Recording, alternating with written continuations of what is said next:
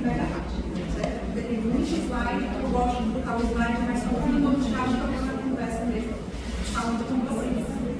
Eu vi hoje no lugar da professora Elaine, que está hoje, e a professora Amélia, tá? Não sou ainda professora oficialmente da Cristos, certo? Mas espero que está no próximo semestre. Mas eu tenho já tive experiência de docência durante um bom tempo, professora da Federal, professora da Unifola também durante muito tempo.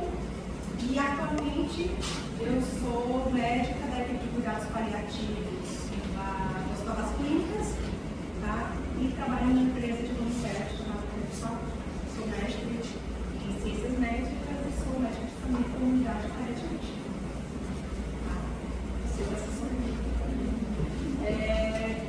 E aí a gente vai conversar um pouquinho sobre a abordagem familiar. A professora Ana Amélia tinha me dito que vocês já tinham tido essa aula no passado, no semestre anterior, correto? Então, assim, essa aula eu vou colocá-la aqui, não vai ser uma aula de muito, vai ter muito conceito aqui. Mas a gente não vai se deter muito nesses conceitos porque vocês já sabem. A gente vai se deter muito no que vocês vão utilizar esses conceitos para quando vocês forem, tanto no dia a dia de vocês, dentro da estratégia de saúde da família, que vocês forem a partir do próximo semestre, tá? Mas de maneira mais imersiva, né, internada, como também se alguém for usar durante a estratégia que eu amo fazer de família, também para escolher por uma residência, também vai usar, ou se for trabalhar no mais médicos do Brasil, agora, tá certo? Ou até mesmo na atenção domiciliar de alguma empresa privada ou pública. A gente vai ver muito, tentar ver isso um pouquinho a prática de vocês. Vou estar dizendo um monte de conceitos, não se assustem. Esses conceitos é só para a gente ver se não tirar. Qualquer dúvida, qualquer colocação, qualquer observação, só falar. Tá certo? Eu sou super tranquila sobre esse aspecto de perguntar na hora e tudo isso para mim não tem problema. Ok? Eu passar eu vou ficar andando de um lado para o outro, querendo mudar. Como eu disse, vários fluidos, né? A primeira coisa que a gente não pode deixar de pensar na nossa abordagem familiar se a gente não souber como família.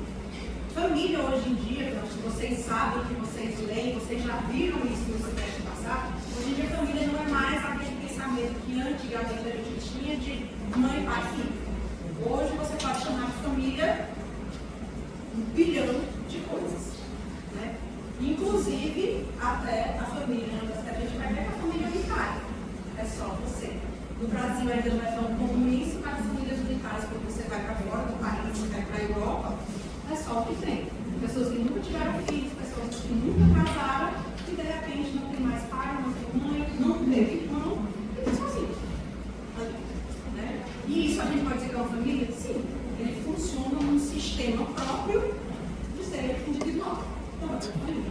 Tá? Mas conceitualmente falando, para prova de residência, assim, tá?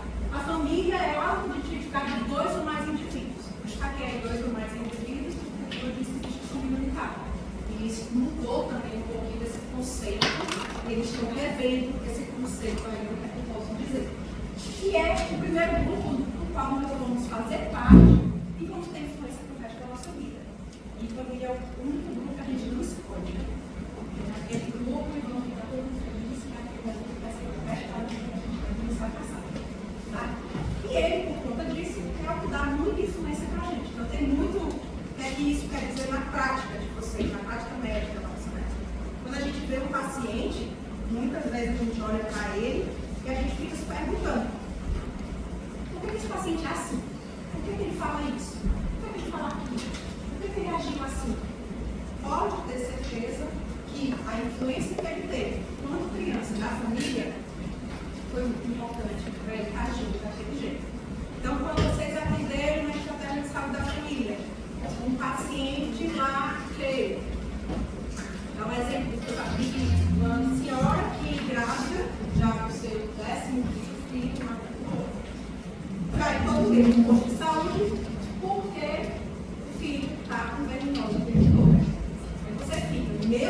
coisa do que é, essa não tem higiene, não tem isso, não tem aquilo. Você vai entender. A mulher vivia no mangue, né, numa região chamada Baixada, uma região da Baixada, em que lá não tem nada de saneamento básico. E ela fazia as necessidades, quando eu fui conversar com ela, como é que você defere? Onde é que você defere? Onde é que você urina? A urina a gente vai na frente da casa. Para dentro da casa. A gente vai atrás da casa e faz um saco e palavras dela rebolvam a dança. E como é que foi essa sua vida? Sempre foi assim? Sempre. Minha mãe morava lá, minha avó morava lá, todo mundo morava lá. Foi tudo lá atrás. Eu sofri a influência de todo mundo. Vai ser fácil de mudar?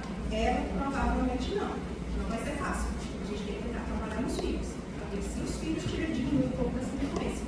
Mas se ela cresceu só isso para ela é normal, qual o problema? De todas as semanas no curso, normalmente a gente deve isso. Tá? Então, às vezes, a gente tem que entender o contexto. Tanto do que o paciente está no seu contexto micro, a gente vai falar agora dessa primeira parte do contexto micro, para depois a gente falar do contexto macro, que é o território, onde ele está inserido.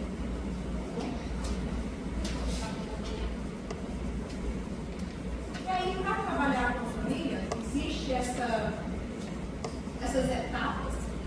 Foi uma professora que eu gosto muito, que ela resolveu fazer dessa maneira e ficou bem, eu acho, bem didático, porque você vai entender todas as etapas em que você, lá, chega perto de uma família, qualquer que seja ela, em qualquer contexto, você pode utilizar essas etapas. A primeira é a associação, a interação que você vai ter com ele, a avaliação da família, aí a gente vai ver os ferramentas, o diagnóstico, o plano terapêutico, a educação e referência. Enfim, como se fosse uma anamnese sobre a família. Tá? Inclusive, quero fazer o plano terapêutico, a conduta, que seria ou a educação de saúde ou a referência. E esse plano terapêutico, eu faço plano terapêutico de família, faz. Tem família que precisa de um plano terapêutico. Porque às vezes o problema daquele paciente que você está atendendo, não é dele.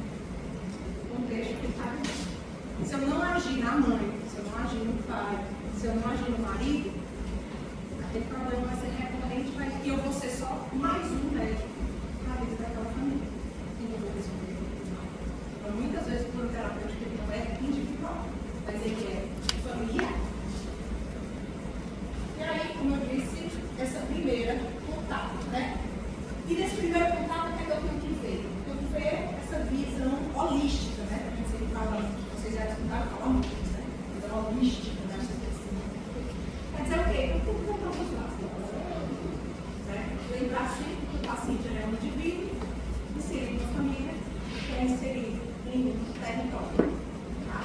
E aí, quando ele tem tudo isso, a influência dele também é diferente em cada contexto. Então, se eu pego uma mesma menina de 15 anos e ela... Uma menina de 15 anos que tem pai e mãe que são separados, a mãe seja, bem realidade dos supostos, né?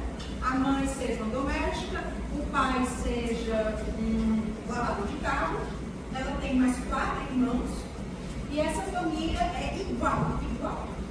Aqui, tá certo? Meus postos da aldeota, de milha pouco, não é Síria, né? O irmão é Síria, por exemplo, ou no Pirambu, e a outra no Pirambu. Vai ser igual aos problemas? Provavelmente não. No irmão é Síria, vocês vão ver muito paciente de drogamento. Muita drogação, muita briga de facção. Tem todo canto de Fortaleza, mas vocês vão ver mais isso. Se você vai lá para o Pirambu, você vai ver mais prostituição. Na leste-oeste, quando você passa na leste-oeste, só o que tem é no hotel. De todo tipo. Porque a prostituição ali é bem enraizada. Então, com certeza, o problema dessa menina, que eu falei, de 15 anos, mesmo ela tendo uma família completamente igual, vai ser diferente do território que ela vive. Tá? Então, a gente sempre tem que entender isso. E é para isso que serve essa associação. Eu olhar para aquele indivíduo como um todo e saber onde é que ele está vivendo. Depois vem a avaliação das famílias propriamente ditas. Tá? Eu vou ficar aqui de olho porque uma situação engraçada. Família nuclear. Família nuclear é aquela tradicional, que todo mundo conhece. Tem o pai, tem a mãe, tem o filho, tem o irmão, tá? Tudo bem certinho. Casou, todo mundo na época certa, né? O pai trabalha, a mãe trabalha, e ali eles estão num só, totalmente constituído. Tá? Então isso era uma família nuclear. É comum hoje em dia? Não. Tá? E todas as crianças passam igual, com esse filho, com o mesmo pai, com a mesma mãe. É um outro tipo de família. A família extensiva, a grande família, né, da televisão, da Globo, não é dessa de vocês, mas vocês devem lembrar, alguém falando. Né?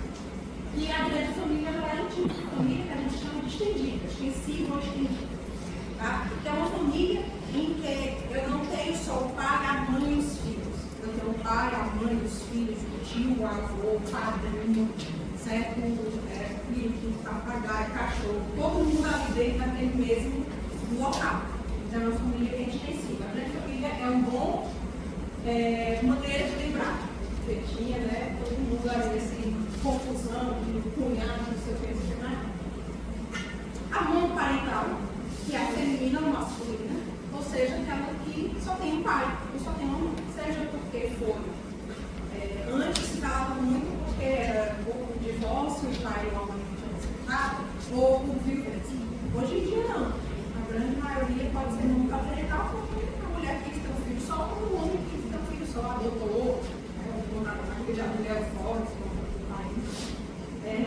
mas isso hoje em dia mudou um pouco da concepção inicial, mas não deixa de ser uma família monoparental. Mãe e filhos, pai e filhos. Tá? Reconstituída. Por isso que eu falei ali que na nuclear, tem que ser os filhos, tem que ser do mesmo pai e da mesma mãe. Porque se forem de pais diferentes, eles são a família reconstituída. Por exemplo, clássico é esse filme. Né? Também não é da época de vocês, mas você deve ter visto alguma coisa no Netflix que eu vou passando ali. Deve ter no DVD. Que é os seus, os meus e os nossos. Tá? Que são contar o resumo da história. É um homem que ele tem 8 filhos e uma mulher que tem 7 filhos, 8 filhos também. E aí eles casam. E aí os filhos têm que viver tudo junto. Certo? Aquelas 15 crianças adolescentes tendo que conviver todos juntos, sendo que eles são completamente diferentes. Né? De criação, de tudo. O pai ele é militar, acho que é da aeronáutica. E a mãe é hippie. Então vocês imaginam. O pai acorda todo mundo 7 horas da manhã, porque ela está no colégio. Por isso eu não sei se eu estou louco, então é bem engraçado. Mas é um tipo de família que é reconstituída. Falei para vocês também da família unitária, né, que eu já falei que não é muito comum aqui, mas a gente vê muito isso fora do país. Muito. Um exemplo, quando eu fui passei um tempo com os cuidados paliativos lá em Londres, e lá em Londres, no St. Christopher, que é o hospice, ele tem um banheiro dentro e uma rota da van, que passa pegando os pacientes que não conseguem tomar banho só em casa para levar para lá para tomar banho 3 vezes por semana. Porque não tem quem faça isso para isso. Então, um banho, que é uma coisa simples, vai levar ser 3 vezes por semana, que é frio, né? Mas ela está 3 vezes por semana e passa 3 vezes por semana, leva, dá o banho e volta para casa. Coisa que aqui a gente não imagina, né? Muito isso. Mas acontece. Então é bem comum e do jeito que a gente está com a nossa demografia, né? O Brasil mudando aí um pouquinho, desde a época quando eu estava na escola, né? Se falava que a pirâmide invertida, a gente está esperando que essa pirâmide invertida, desde que eu estava na terceira série. Mas está invertendo, hoje em dia a gente tem um meio, né, da pirâmide demográfica bem mais larga do que é a base, ou seja, a gente tem muito adulto jovem, a gente vai ver quando a gente está na rua, né, quando a adulto jovem também, mas nos próximos 10 anos essa pirâmide vai, 10, 20 anos, essa pirâmide vai inverter. Então, quando vocês estiverem aí no auge da profissão de vocês vão estar cuidando de uma população que é, não vou dizer que é o oposto, mas diferente da população que hoje vocês estão estudando. É uma população que vai estar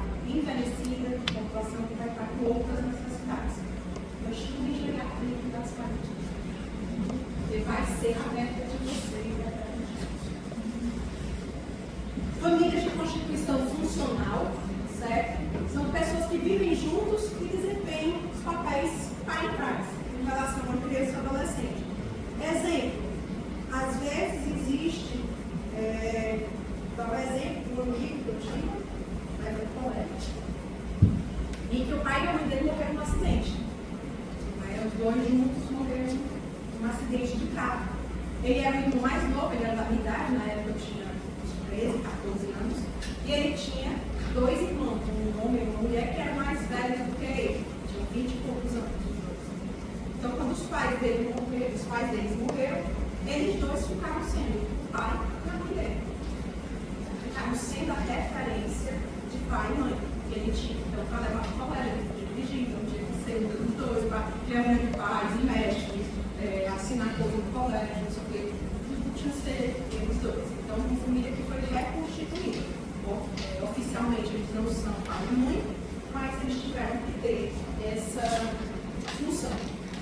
E a miscelânea, confusão, é que vocês também vão ver que tem presta que gosta de saúde, né? Aquela que você fica tentando entender, mas você é avó, eu sou avó, mas eu sou casado com um tio, e é casado com um primo, e esse menino que está aqui, ele é meu filho, que é tio do meu. Você olha, aí você faz, como é que eu vou fazer? Eu chegar ao verão, eu vou fazer isso. Para a gente falar também um pouquinho mais sobre o ciclo de vida das famílias, né? São as etapas em que cada família ela passa. Só que o ciclo de vida ele é dividido entre crises previsíveis e não previsíveis.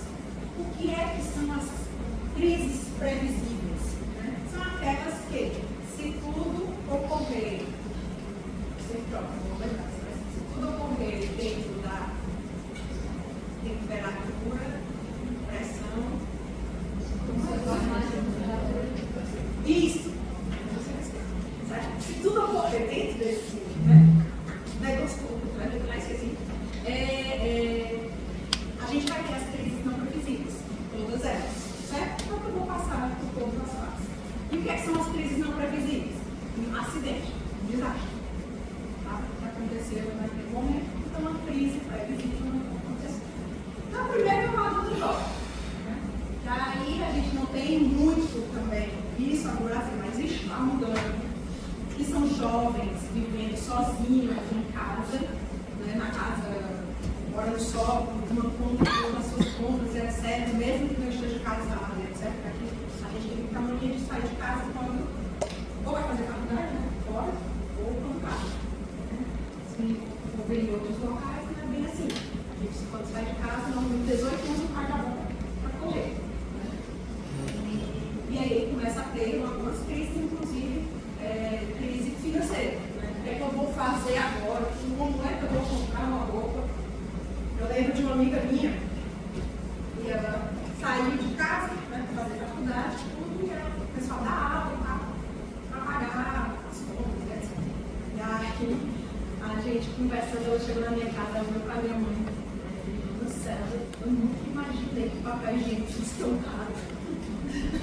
Porque ela não comprava antes na casa, né? O pai e a mãe compravam, e a gente até quem comprava. Eu nunca imaginei que fosse tão caro o papel higiênico. São crises previsíveis que os adultos eles têm que passar. O casamento também é uma outra crise previsível. Se tudo der certo, você vai casar, certo? E ao casar ou se juntar, o casamento, quando a gente fala, não é mais casamento, aquele tradicional de antigamente, é casamento se juntar, morar junto, enfim, qualquer que seja a definição. Mas isso termina sendo uma crise por quê? Porque você vai se adaptar a outra pessoa.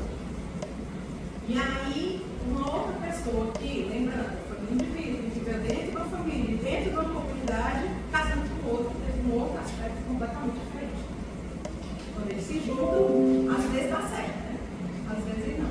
E aí tem que ter essa crise de adaptação que é previsível. O nascimento do primeiro filho, entre a gravidez, saía esse ponto, tanto o nascimento do primeiro filho no momento da gravidez, quanto depois do nascimento, isso aqui tem muita crise que a gente vê na história da família. A mulher fica mais introspectiva, a mulher fica mais preocupada com o corpo, passa a comer mais, ou está enjoada, né? E aquilo tudo às vezes afasta o marido. E o marido não, é contrário, né? Nessa situação toda, abraça e diz aqui, eu vou tomar conta de mim, meu filho. Mas tem marido que não, diz, ela está assim, não quero, está atrás de não. Aí começa um monte de crises, principalmente em saúde mental, tá? Transtornos somatofórmicos, etc., vindo exclusivamente por conta disso, porque meu marido me deixou, entre aspas, não deixou oficialmente, mas sair de casa para ficar com outra mulher, para beber, etc., porque a mulher não está mais de acordo com o que ele queria, como ele era antes, como queria que fosse antes. E quando nasce o filho, aí é que muitas vezes pode voltar e ficar junto, às vezes também pode separar ainda mais, porque a mulher passa a amamentar, a mulher passa a ter algumas vezes depressão pós-parto, se não for uma depressão mesmo, pelo menos um boost, pós-parto.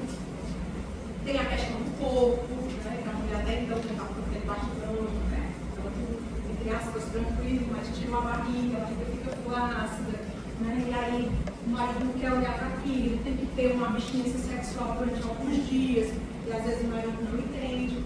Então isso daí traz muita crise para a gente. E às vezes a gente vai atender e diz, não, o bebê está chorando, é porque o bebê não mama, é porque o bebê você pegou o bebê todo para cá assim, pegando peso tudo, você vai conversar. Então tem muita crise também nesse momento. E aqui algumas variações, né, desse ciclo vital que está acontecendo e que é previsível. As mulheres cada vez mais engajadas na carreira, o que é que acontece? Esse momento do filho, às vezes, é muito depois, e o do casamento é depois do filho.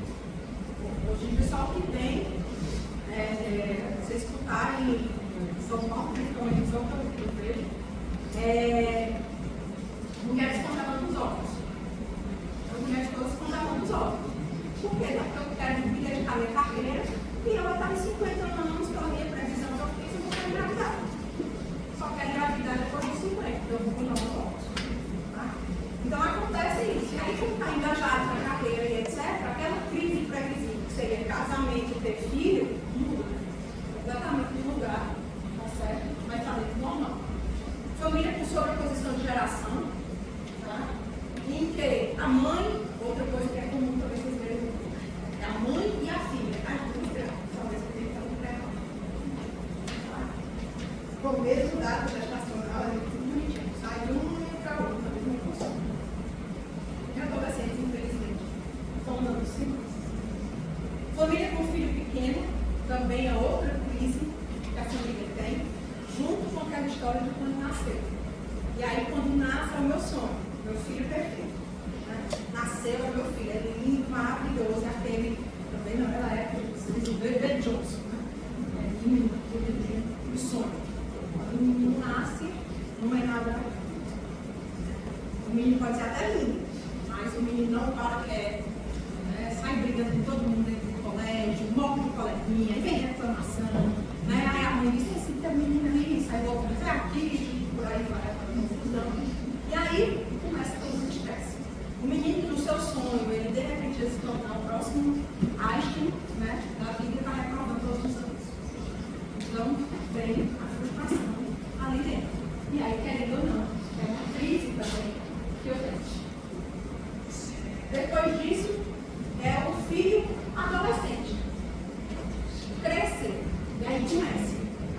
Vocês bem recentemente foram adolescentes, né? Vocês lembram, adolescente, tudo está ruim. Eu tenho uma adolescente em casa, tudo para ela está ruim, tudo. Minha filha, a gente vai. Tá, no meu caso não. Vai vir aqui. Vamos para um cruzeiro.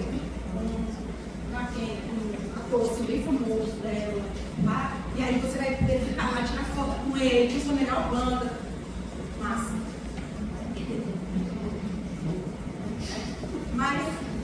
Mas vamos, não sei o quê. Tem um pouco, não. Certo? Então, a adolescente é difícil, tá? E aí torna uma outra crise. Então, imagina se for a mesma família que passou por aquele estresse do menino que ele achava que ser o árbitro está reprovando. De repente, chega na adolescência e essa pessoa, né, super otimista,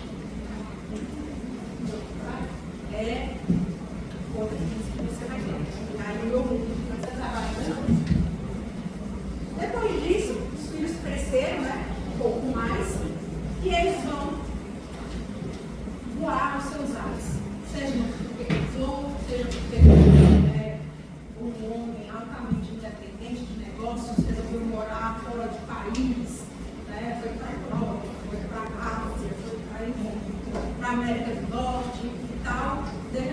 pais que vêm sozinhos, nós fazemos, que vocês já sabem, conhecem, que é a síndrome do ninho vazio. É uma casa que você vai começar a passar por isso. Primeira partida agora vai ser o requinte.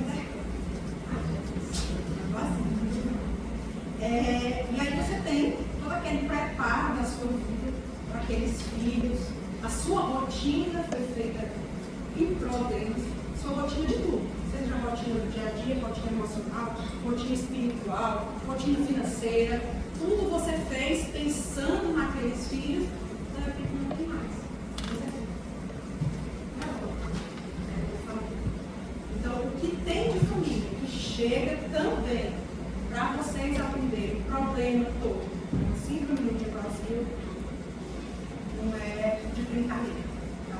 Infelizmente, nas nossas unidades básicas, a gente está tendo muito essa síndrome do ninho vazio, não é porque os filhos estão indo embora, é porque ou eles foram mortos ou porque estão presos, como a gente pode ficar assim. Então, é muita coisa. Teve uma paciente uma vez que eu atendi, que ela chegou, aparentemente, era um transtorno, ela estava com síndrome do pânico, aparentemente. É que eu chamo de ansiedade, lá para caracterizar, eu achei que poderia ser pânico. E aí ela estava, sem saber, né, e aquela coisa a gente vê, misturada com uma depressão, ela chorava e tal.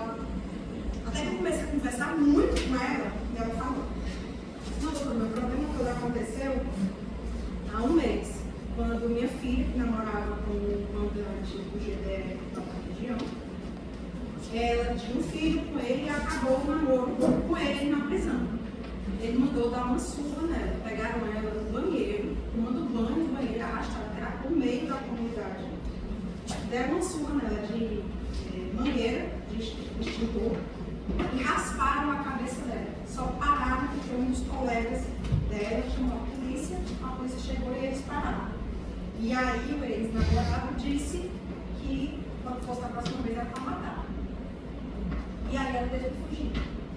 E ela veio fugida hoje para eles encontrarem e me matar. E eu estou sem minha filha, eu estou sem meu neto. Então, no frigir dos ovos, essa síndrome do pânico, esse transtorno de ansiedade, essa depressão que ele está tendo, algum sintoma, algum transtorno do humor que ela está tendo ali, que é o caso de especificar mais, muito provavelmente no fundo totalmente ambiental. E aí, eu vou conseguir tirar esse ambiente? Não. Aí a gente fica, tudo bem. Eu entendi, beleza, e agora? Mas nos ajuda pelo menos a dizer assim, eu tentei. Não seja uma palavra amiga, né? Não vai dar para a gente conseguir levantar a segurança pública do lado da outra. Depois disso, os pais, né, eu vazio, eles começam a se render para os líderes, descobrir, eles começam a ver que é massa, né, a cuidar da alimentação e de dois, que não tem que levar para casa comida de terceiro, né, que não tem que buscar 3 horas da manhã na festa lá de não sei o quê, né, que não tem que se preocupar em comprar os livros da faculdade, e começar a chamar se eles vão viajar. E essa viagem vai repetir, né? Tipo minha sogra. Minha sogra, ela não é só professora, eles são desse tipo aí, dos pais de meia idade. Ela acha ótimo, amo minhas filhas, ama. Mas é só assim. Se ela der trabalho, entendeu? É assim, né? E é ótimo, eu quero chegar nessa época do mesmo jeito. Não vou filho das minhas filhas do mesmo jeito, não, eu trabalho, toma meu filho aqui. E isso é muito bom, mas tem algumas famílias que encaram isso como uma crise. Então, eu pergunto o que é que eu vou fazer depois de tudo isso. E depois, a última estágio são as famílias envelhecendo. Saíram da idade, passaram por tudo aquilo, agora são avós. Ou às vezes bisavós, ou às vezes tataravós. Eles estão ali. Aí eu trouxe aqui um exemplo de no ano passado, desse casal de idosos que faleceram depois de 80 anos juntos. Faleceram no mesmo dia com 6 horas, 4 horas de diferença entre o vídeo.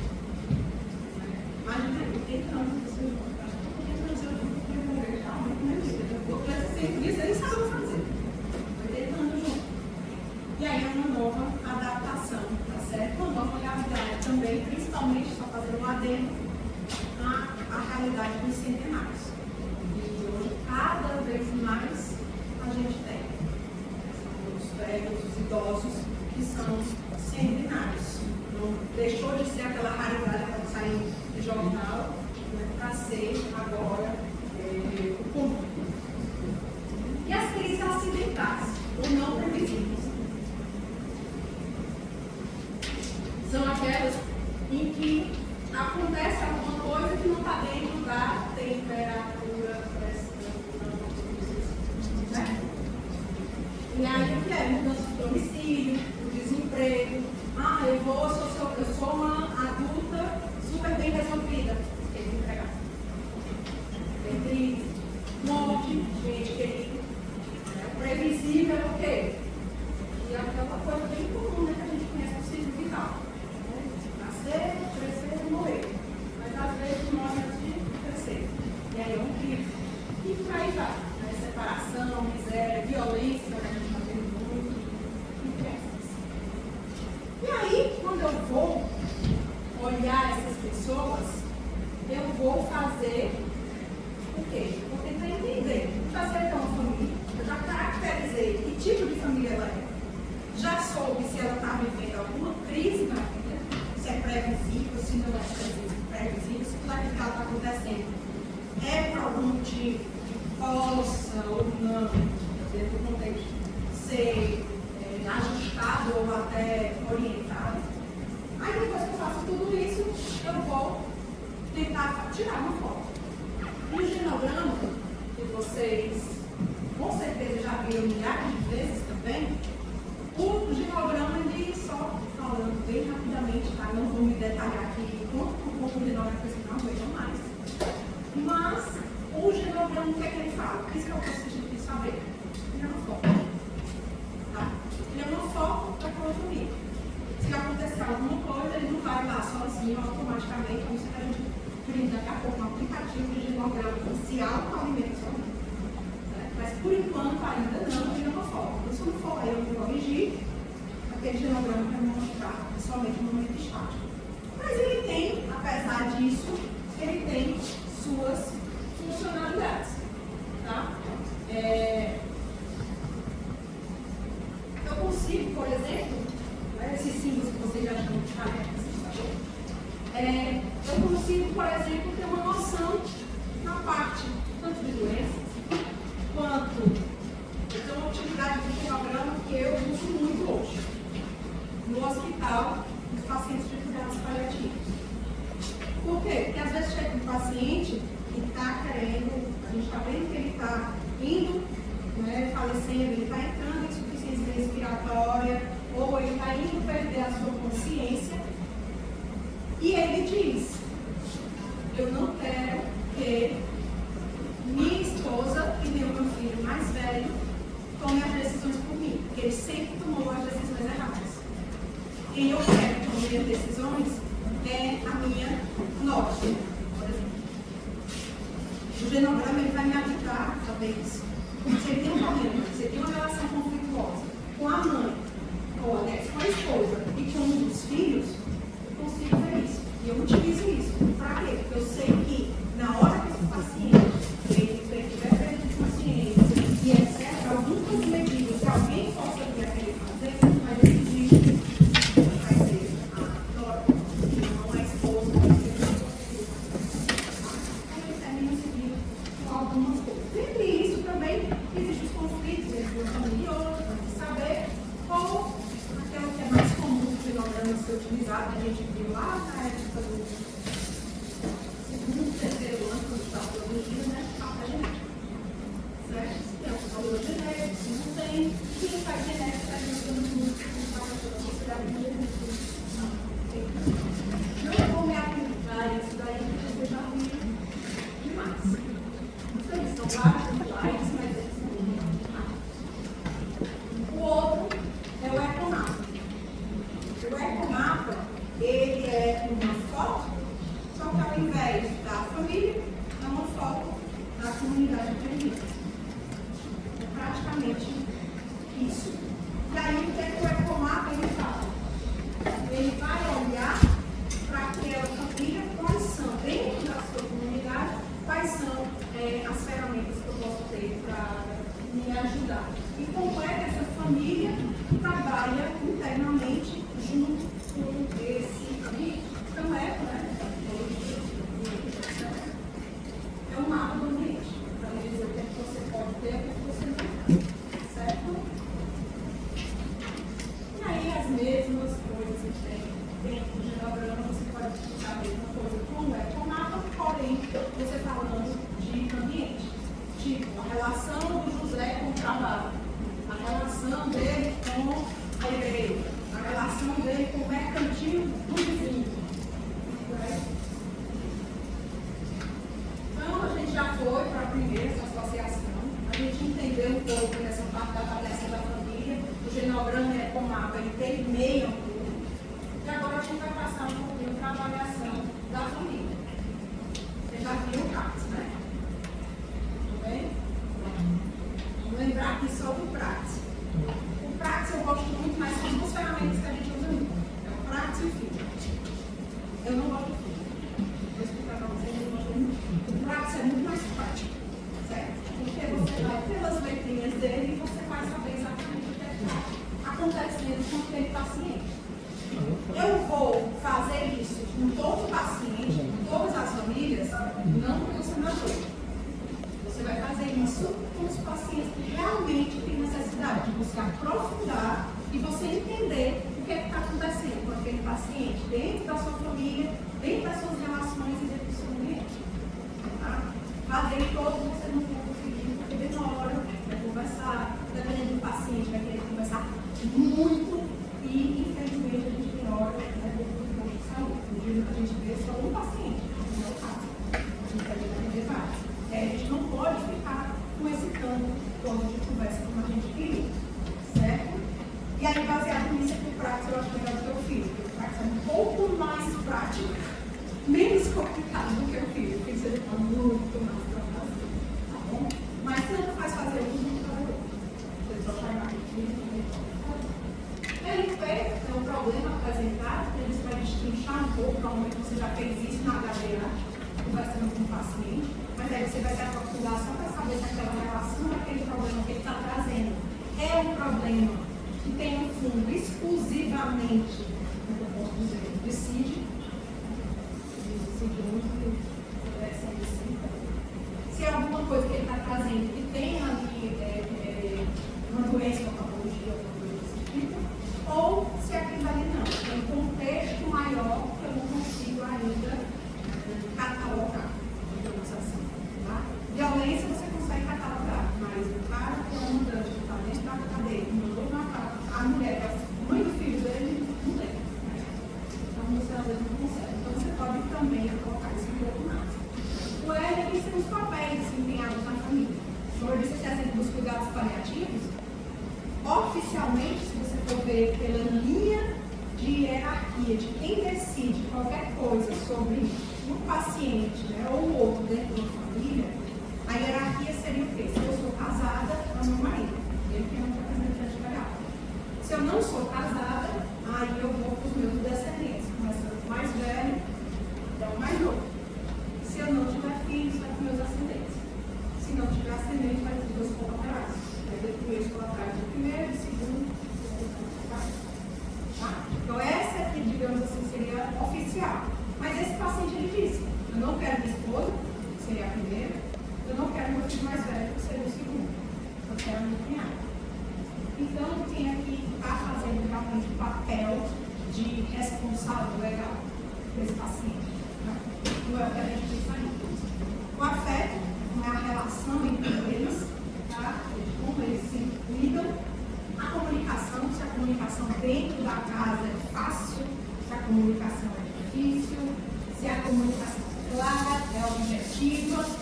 Imagina aquela casa que tenha só adolescentes. A comunicação dele com eles é só para hoje, né? Hoje de figurinhas, não tem nada, a gente não fala. Certo? Então quer dizer que se eu vou falar de um problema sério, eles vão conseguir se comunicar através de ele inteiro. Né? Aquele problema sério. Tá? Qual é o tempo do ciclo de vida? Tá? Quais são as doenças que tem na família?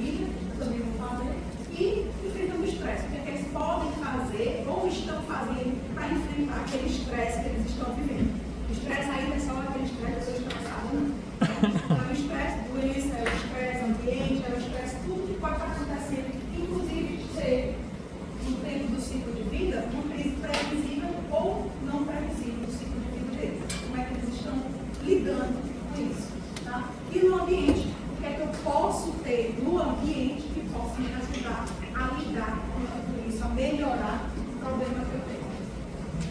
Dúvida no práximo. Eu não vou passar passo a passo no práximo. Está na aula de vocês já. Acho que vocês não querem isso, né?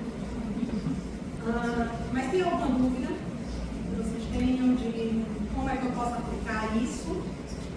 Se tiver, podem perguntar, não podem me atrapalhar. Não vou passar aqui.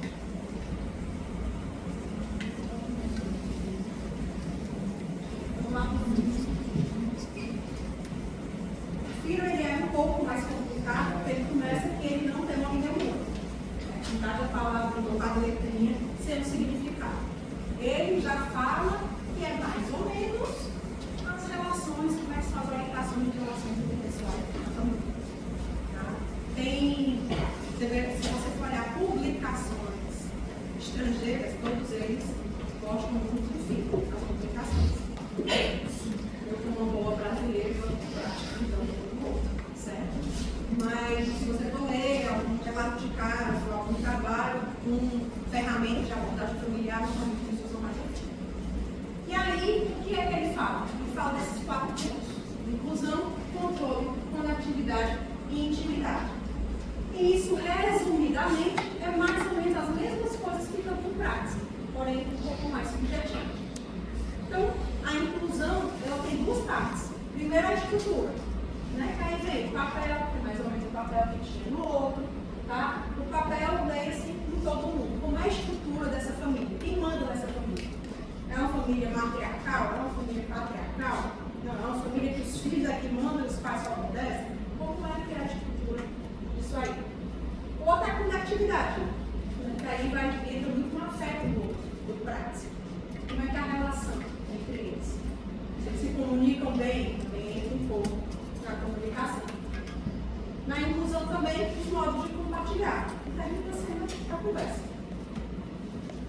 O controle. É quem controla a situação. Quem toma as rédeas da história.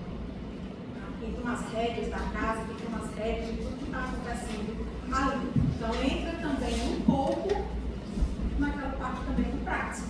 Tá certo? E entra também os papéis. Só que de uma maneira mais subjetiva. Tá muito rápido. Intimidade, que são as trocas que aí entram na questão do afeto também. E algumas outras perguntas que você pode fazer. Certo? Isso aí eu tirei de um artigo, tá? Vou mostrar para vocês, tá? Se vocês forem ver todos eles com muito mais fio do que parte. O terceiro passo são os diagnósticos da família.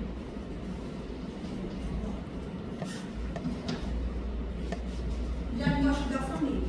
Eu disse para vocês, a gente tem igual como a gente faz uma anamnese. Eu estudei, eu fiz HDA, veio uma queixa principal, HDA, antecedentes médicos, tá? História psicossocial e tal. E agora eu vou dar um diagnóstico, um suporte ao uma lista de problemas, digamos assim, dentro do diagnóstico da família. E aí eu diagnóstico da família em 5 níveis. Tá? Desde os 5, sendo ele o mais básico, daquele que a família, teoricamente, dentro do que você vê, né, dentro do porta-retrato, você vê que não é porta-retrato digital, porta-retrato estático mesmo. Tá? Você vê ali parado, lindo, todo mundo se amando. Né? É assim, é o nível de complexidade 5, até o nível 1, que é o contrário. Aquela família que é completamente disfuncional, que o pai bate na mãe, que a mãe bate nos filhos, que tem uso de drogas dentro de casa, que tem prostituição, que tem abuso sexual, enfim, aquela coisa que é totalmente desordenada e que vai precisar de intervenção, inclusive, do Estado. É quando você pensa assim, chamar conselho tutelar, conselho do idoso, tá? Entrar com a justiça mesmo ali dentro daquela casa, com uma força total para tentar melhorar o ambiente, tentar transformá-la no menos disfuncional possível. Então, vai desde o 5, como para vocês, né? Até passando pelos níveis. Tá bom?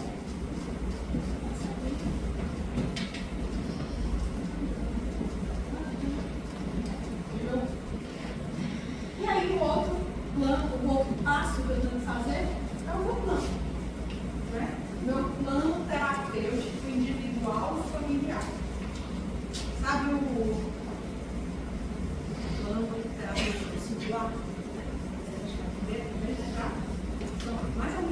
esse, só que feito para a família. O que é que eu vou fazer com aquela família? É uma família que é de nível 5, o que é que eu vou fazer? Acompanhar a família. Não há nada para fazer. Mais ou menos aquele paciente que vem regularmente, uma mulher que vem regularmente, todos os anos faz todos os seus exames regularmente, né? Depois de alguns anos você já deu, ela já teve 2 exames normais para ela, um espaço a mais para ela vir, tá? Tudo certo que você vai fazer, acompanhar. Tá? Até aquela família, ou até aquela família, aquele paciente que não toma os remédios, hiperglicemia lá, nas alturas da glicemia, não toma insulina, está com retinopatia diabética, está com pé diabético, já está com insuficiência renal, ou seja, aquele que está assim. E aí você, não, mas você podia tomar os remédios, não vai poder entender. Não, mas se você tomar sozinho, não me enxerga. Enfim. Ah, mas a gente ajeita o seu dose, não sei o quê.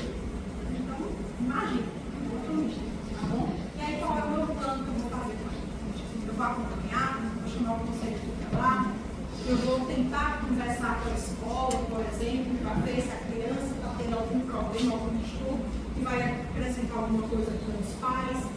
Vou tentar conversar com alguém dentro da sociedade para entender por que os pais são desse jeito. Vou chamar o avô, vou chamar o tio, tá? Vou chamar o agente comunitário de saúde para dizer o que a gente está tentando. Enfim, você vai fazer o plano para aquela família. E o quinto passo é a educação e saúde. Então, eu fiz esse plano e disse como era para fazer. E agora eu vou ter que entrar na parte preventiva. Eu vou ter que explicar para aquela família e para outras famílias do que é que elas podem fazer ou deixar de fazer para que elas saiam, por exemplo, do nível 1 de família e vão para o nível 5. Então, o que é que eu posso fazer? E aí entra educação e saúde, entra várias coisas que a gente acha que não tem impacto, mas tem. Por exemplo, falar sobre o uso de anticoncepcional. Gravidez na adolescência. Isso tudo traz crises não previsíveis. Eu falar do abuso de álcool, do abuso de drogas, uma coisa besta, mas todo mundo esquece. Falar sobre a educação mesmo, vai estudar, tentar estudar, fazer outra coisa. Porque a grande maioria, infelizmente, dos jovens que estão dentro da nossa comunidade, eles têm a mentalidade de que eu não consigo sair daqui, não adianta eu estudar, porque eu não vou para frente. E a gente conversando com eles, pode ser que a gente consiga até mudar alguma perspectiva dessas. Só que tem, acho que a história que vocês devem ter cansado de escutar, inclusive deve ter alguma história aqui também, de pessoas que conseguiram romper esse estigma. Eu nasci ali, eu não vou ter que continuar ali, a síndrome de Gabriel. Só assim, nascer assim, vocês têm que assim. E aí a gente consegue. É uma coisa simples, educação e saúde. Que às vezes a gente acha que não tem impacto, mas tem. E quando eu continuava fazendo educação e saúde no posto, eu sempre lembrava de uma seguinte coisa na minha cabeça. Se um jovem desse eu conseguir ajudar, para mim já está bom. É um jovem a menos na rua, é um jovem a menos na educação, é um filho a menos que uma família vai perder, é um pai a menos que uma criança vai perder, tá? Ou uma gestação da adolescência, um sofrimento a menos, aquela família vai ter um programa desejado. Então, eu sempre pensava, se eu conseguir ajudar um, já está o suficiente. Porque às vezes a gente fica querendo fazer uma coisa grande na educação e saúde e fica querendo ter impacto em todos, né? Não tem. Mas pensem sempre quando vocês forem fazer, se eu conseguir fazer em um, já está bom para mim. Na sexta etapa, eu vou, depois que eu dei esse meu diagnóstico, fiz o meu plano terapêutico, fiz a educação em saúde, agora eu vou ter que ajudar os outros a conversarem entre si. Inclusive, de um passar para o outro, que foi o que eles aprenderam. Mas hoje em dia não é tão fácil, principalmente na época da internet, né? Igual essa figurinha. Eu falo para tirar o celular da mesa e colocar a mão para o é difícil. E o último, eu trabalho em equipe transdisciplinar. Às vezes, leia-se, às vezes, como muitas das vezes, eu não consigo trabalhar só. Eu, como médico, sozinho, eu não sou super-herói. Nem tanto. Eu aprendi medicina de família. Aí eu defini essa cacetada de que eu não sou um médico super poderoso que a gente está fazendo tudo sozinho, fazer tudo junto, em equipe, dentro da comunidade. E aí depois eu levei outra cacetada que eu inventei fazer medicina paliativa. Então eu descobri há tantos anos, não sei quantos, que não se trabalha só. Você tem que trabalhar em equipe. Então você não consegue resolver tudo. Aí muitas vezes você tem que referenciar. Ah, mas é porque eu não gosto de jeito nenhum. Aquela assistente social que vem aqui, ela é muito chata. Você não vai casar com ela. Você vai referenciar o paciente. Casamento vai ser com outra pessoa que você escolheu. Certo? Então, assim, a gente tem que também tirar isso, essa personificação, essa pessoalidade que às vezes a gente tem e que restringem os nossos trabalhos. Um trabalho multidisciplinar. Então, tem muitas famílias que precisam ir do conselho tutelar, precisa que ela acione o serviço social, precisa que ela acione o psicólogo, a terapeuta ocupacional, outras áreas médicas também, psiquiatra, densidade, psiquiatra, superapolar, todos os nossos problemas que a gente vem tendo há muito tempo, mas que agravaram com a pandemia. Então, eu preciso saber fazer isso e saber reconhecer a hora de encaminhar, saber reconhecer a hora que eu não sou super poderoso. Aí aqui é um caso clínico bem facinho, bem rapidinho, só para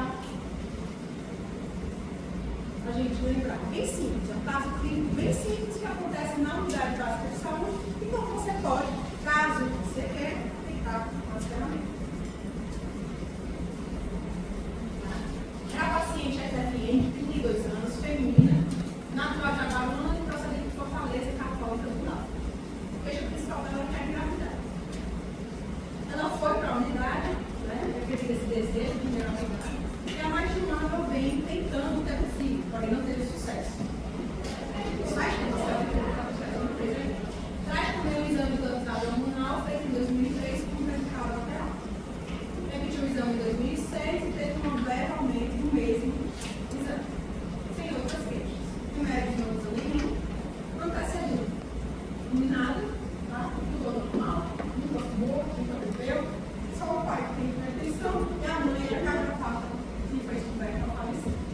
O restante negativo. Na história psicossocial, ela mora com o pai e o marido, numa casa de tijolo, com uma nada, né? Uma coisa assim. Certo? Uma gavetazinha da família é básica, tem 2 cachorros, o pai é aposentado e o marido. E aí, entendeu o ciclo de vida dele. Né? Essa filha estava numa crise previsível, que era entre o estágio de casamento e de nascimento do primeiro filho. Ela estava tentando engravidar e por isso ela estava muito angustiada. Não sei se eu falo aí nesse caso, mas consequência disso ela desenvolveu depressão, tá? Porque ela dizia que era a culpa dela, que ela não conseguia engravidar. E ela que era incompetente. O marido dela não tinha incompetente. E aí com essa cobrança dentro da cabeça dela tão grande que ela desenvolveu depressão. Teve como crise não previsível, no passado, a morte da mãe, mais ou menos 5 anos desse trecho. O pai da paciente estava em estado de velhice, ela também tem uma crise previsível de perda de habilidade, maior dependência em relação aos outros, que também é outra coisa que está cada vez mais comum, e entra com uma crise não previsível. Bem antigamente, eu nem imagino isso. O que é que acontecia? Era natural. Nascia, crescia, adulto, casava, tinha seus filhos, se tivesse ou não, morria. Hoje em dia, tem os filhos, né, morreram, ou os filhos nasceram, começam a crescer e, a depender do que eu tenho, depender do local que eu tenho, ou do local que eu vá, eu tenho um período imenso de dependência das minhas AVDs e AVDs de todos, tudo meu, AVDs e AVDs, de tudo meu, porque de repente eu tive um mega AVC, fiquei lá na HGF durante 3 meses, fui reabilitado, mas eu estou traumatizada com isso. E isso a gente não tinha. Por quê? Porque a gente não tinha tecnologia até a década de 70 suficiente para salvar todo mundo que chegasse com AVC. Só vai criar, né? Deixar vivo.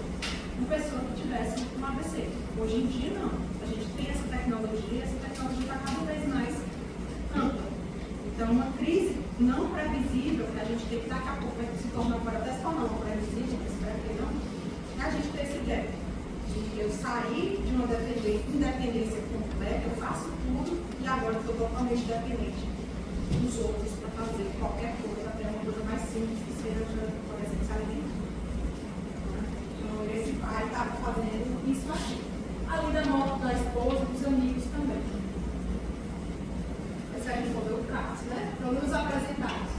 Ela teve a dificuldade para engravidar, está tentando ter filho há alguns anos e está trazendo algumas consequências. Como eu disse, ela falava sempre, eu sou incapaz, tudo isso está acontecendo. O pai teve AVC e o marido está desempregado. Nos papéis, a paciente é cuidadora do pai e é quem cuida dos afazeres da casa. Ele é dependente de cuidados do pai e o marido, né, e ela são dependentes financeiramente do pai. O marido, na frente, ele faz bico. Então, às vezes ele tem dinheiro, às vezes ele não tem. O único dinheiro certo é a aposentadoria do pai, que era um salário mínimo. Afeto, todo mundo, apesar de tudo isso, tinha uma relação muito boa de carinho. O marido da paciente, ele sempre dizia que a aposentadoria dela, ele era um super bom marido. Assim, um pouco atípico por causa de uma situação que a gente está vivendo, infelizmente, né? Mas ele era um marido super atencioso e ele dizia, não é você o problema, eu estou aqui, a gente está junto, se não tiver ter filho, a gente adota. Sabe? Ele era muito, muito presente. Mas mesmo assim, ela tem um bom relacionamento com os vizinhos, o marido ela apoia, deve ter um filho. Eles têm uma boa comunicação entre si, a família está no envelhecimento e já tiveram filhos acidentados. O I, doenças na família, meu pai com AVC, a mãe dele também, na verdade, não está AVC.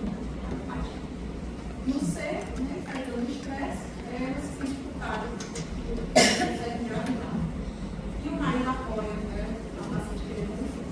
E no meio ambiente, ela frequentava a igreja universal, sente-se bem, trabalhar, e tinha um relacionamento com todo mundo.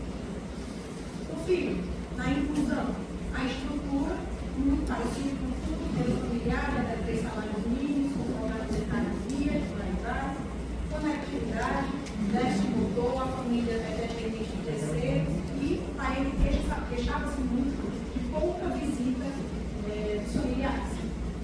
No controle, ela é cuidadora e é quem faz todo o trabalho colaborativo dentro de casa, né? Todo mundo eles demonstram que viviam muito bem, tá certo? O pai trabalhava na Unifor e eles tinham muita falta do seu ciclo de amizades. Ele trabalhava e era religiosa. Tá? E o gênero está um pouco ausente do conjunto familiar.